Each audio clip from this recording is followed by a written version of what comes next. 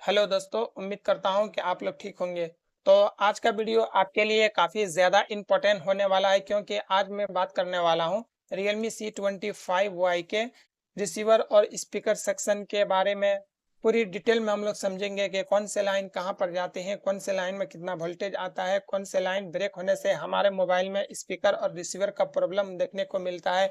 BPH power line जो होता है वो कहाँ पर जाता है। इन सारी चीज़ों को एक-एक करके स्टेप बाय स्टेप मैं बताने वाला हूँ कि हमें जीआर वैल्यू जो हमारा स्पीकर पर अगर ना मिले तो हमें क्या चेक करनी होती है, अगर शॉर्ट हो जाए तो हमें कौन से पार्ट को चेक करनी होती है, हमें ऑडियो पीए पावर एम्पलीफायर को कब चेंज करनी होती है। इन सारी चीज़ों के बारे में काफ़ी डीपली ये वीडियो होने वाला है। तो अगर ये वीडियो अगर आप पूरा देखेंगे तो आपके शॉप में कभी भी कोई भी मोबाइल आपको आ जाए जो स्पीकर और रिसीवर का प्रॉब्लम बना हुआ रहता है, तो उसको बनाने में काफ़ी ज़्यादा आसानी होने वाला है।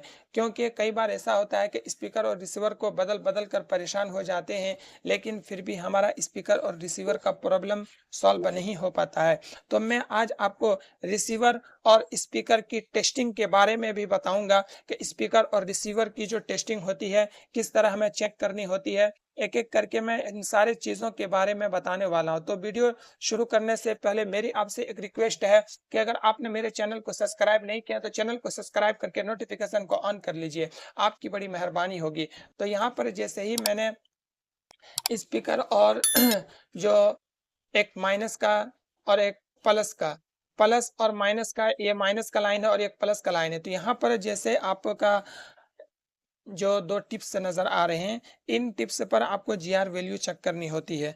तो सबसे पहले मैं आपको जो मैंने अपना डायग्राम बना के रखा है, उसमें थोड़ा समझ लेते हैं पहले, उसके बाद यहाँ पर जल्दी समझ में आएँगे।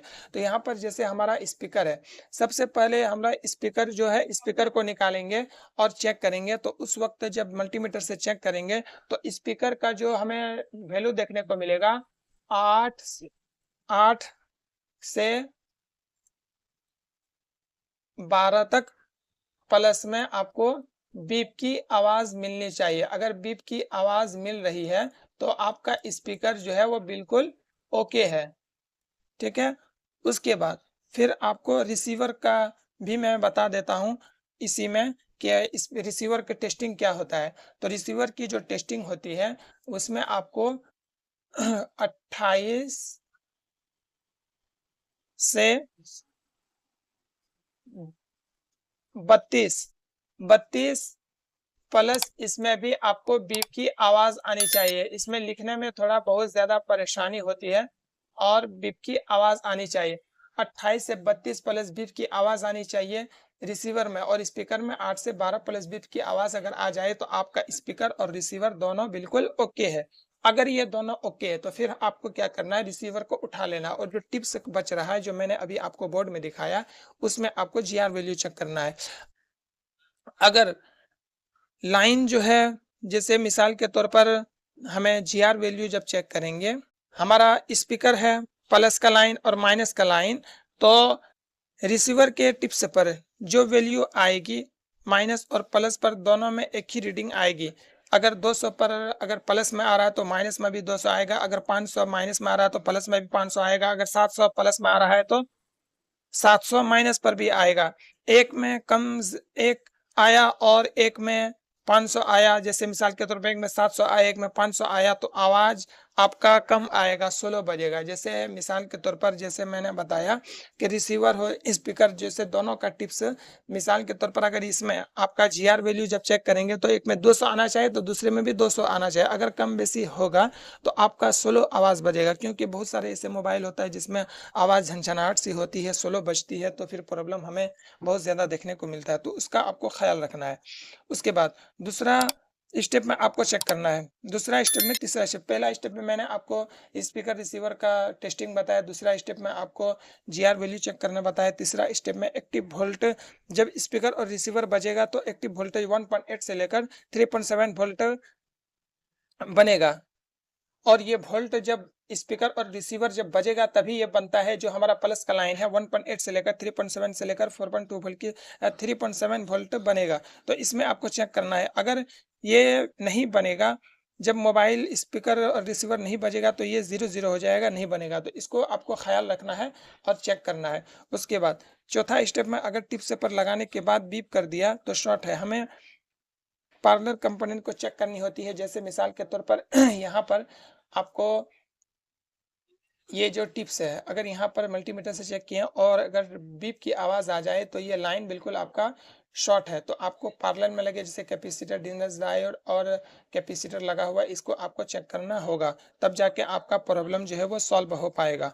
उसके बाद पाँचवां टिप्स में जो जो स्टेप में बताना, अगर जीआर वैल्यू ना आए तो लाइन ब्रेक है, सीरीज में कंपोनेंट चेक करना होगा। जैसे कई बार ऐसा होता है कि हमारा जीआर नहीं मिलता है, तो जीआर अगर नहीं मिलेगा तो लाइन तो ब्रेक रहेगा, लाइन ब्रेक रहेगा तो हमारा ऑडियो पीए तक ये लाइन पहुंचेगा नहीं, तो प्रॉब्लम आपका सॉल्व नहीं हो पाएगा।